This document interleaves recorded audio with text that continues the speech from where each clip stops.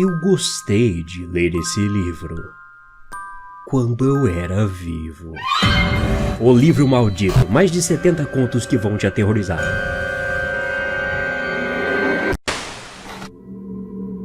Noivas fantasmas de vestidos brancos, crianças fantasmas com roupas antigas, avistamentos de um homem alto de terno chamado Slenderman. Cada um desse tem seu nome reconhecido pelas suas vestimentas e as lendas que o cercam.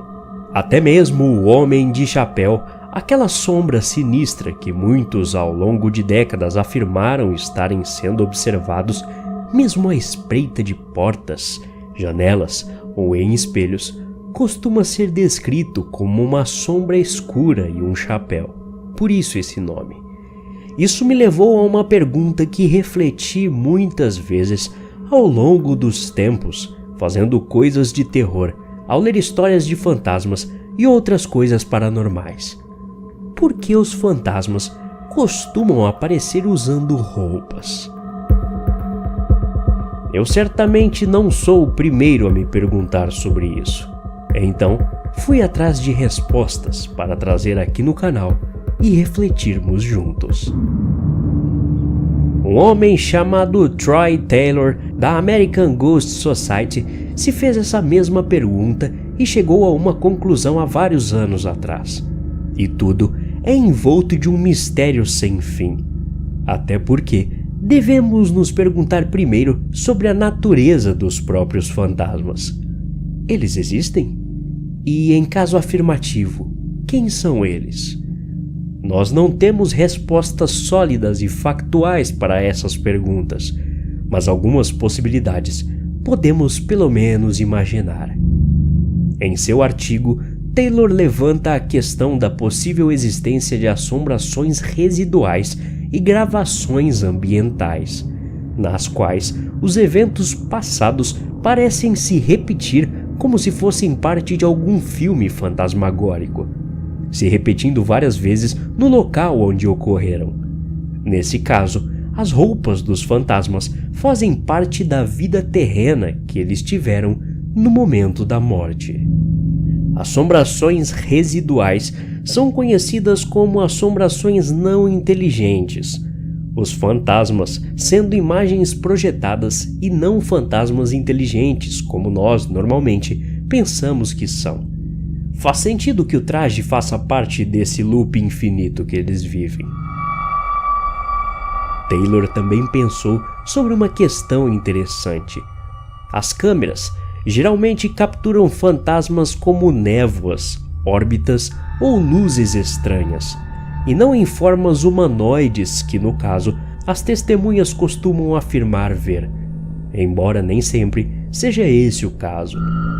Talvez a câmera capte a forma verdadeira de um espírito, mas nossas mentes preenchem as lacunas, fazendo com que apareça em uma forma humana, como algum tipo de fenômeno mental.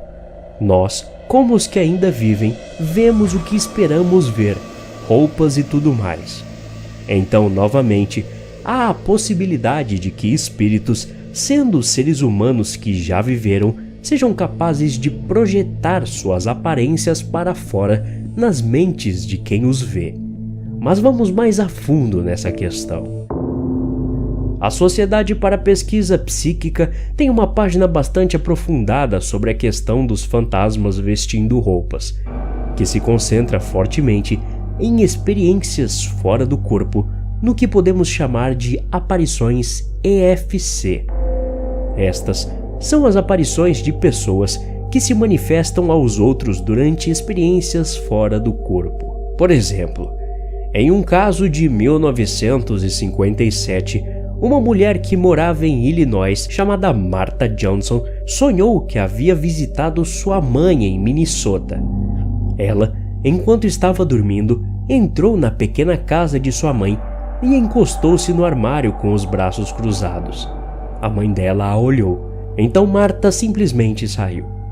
Alguns dias depois, Martha recebeu uma carta de sua mãe, na qual ela descreveu ter visto Martha por apenas alguns segundos antes de desaparecer. Martha, curiosa, escreveu de volta para perguntar à mãe se ela lembrava como ela estava naquele momento. De fato, ela escreveu que viu Marta com o cabelo preso em um rabo de cavalo, usando uma blusa branca.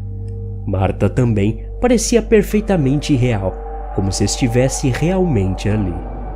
O que é interessante sobre esse caso, no entanto, é que Marta não estava assim enquanto dormia. Em vez disso, sua mãe viu Marta como Marta se viu durante sua experiência fora do corpo. As roupas e o penteado da figura não eram os da Marta adormecida. Eles correspondiam ao contrário, à maneira como Marta se sentia durante seu sono. Presumivelmente, o penteado e roupas de Marta durante o sonho são construções mentais, assim como seriam se a experiência dela fosse apenas um sonho comum.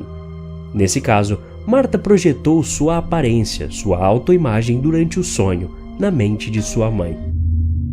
Outro caso, dessa vez com um homem chamado Clarence, experimentou uma EFC pouco antes de dormir, não sonhando, e apareceu para outra pessoa vestindo trajes formais de trabalho, e não com algum pijama ou algo assim. Nesse caso, a aparição da EFC surgiu como a pessoa esperaria ver Clarence, e não como ele realmente estava naquele dia. Essas histórias podem fornecer algumas pistas sobre por que os fantasmas costumam ser vistos usando roupas, embora os relatos se concentrem principalmente em experiências fora do corpo. No fim das contas, morrer e se tornar um fantasma é a melhor forma de descobrir o que acontece. Você não acha? Até a próxima. Obrigado.